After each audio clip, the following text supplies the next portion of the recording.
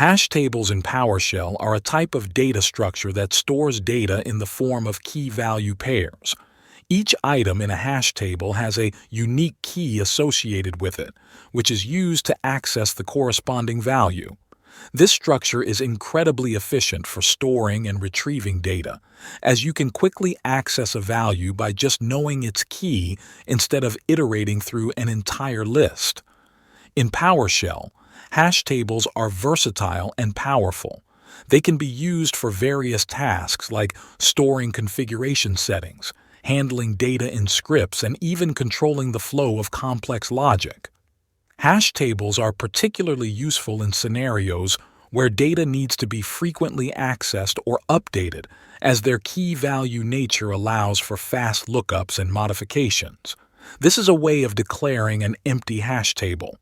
As you can see, I can use the is operator to check if the current variable is a hash table, or I can use the getType method to check the type of content inside this variable.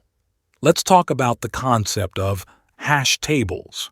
Imagine a hash table as a special kind of cabinet with multiple drawers. Each drawer is unique and is labeled with a specific name or number called a key. Inside each drawer, you can store something called a value. The beauty of this cabinet is that if you know the label of the drawer, the key, you can quickly open it and access whatever is inside, the value. Of course, the value can be a string, integer, an array, or another hashtable. In a regular cabinet, if you were looking for something, you might have to open many drawers one by one until you find it. But in this special cabinet, the hash table, you can go straight to the drawer you want because you know its label. This makes finding things much faster. In programming, especially in PowerShell, a hash table works in a similar way. You store information in it by pairing a key with a value. For example, if you have a hash table of people's names and phone numbers, the name would be the key, and the phone number would be the value.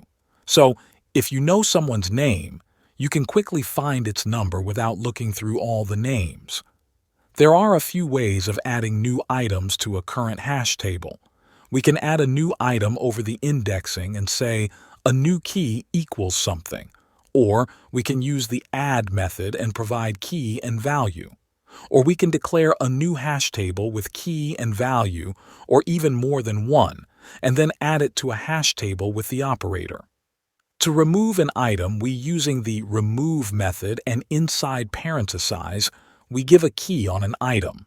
There are other useful methods like keys and values that displays us all keys and values as array.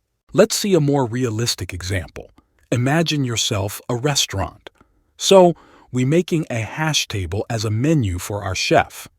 As you can see, we have a key, the name, and the value containing a string. That represents the name of this menu. Maybe in the future, we'll have a few menus like a special menu or an afternoon menu. Each key of the hash table represents the category of a menu, and the value of it is an array of strings. That represents the names of the dishes.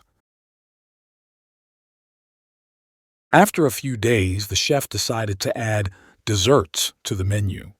So we can make a small hash table with new items and then combine two hash tables into a new one.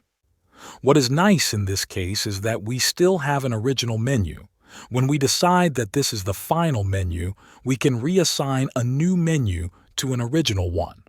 After some period of time, the chef decides to replace one of the drinks, so we can index into this array. As you see, this is an array of items, so I can index it as a simple array, and we say that the last item of the array now equals a new drink.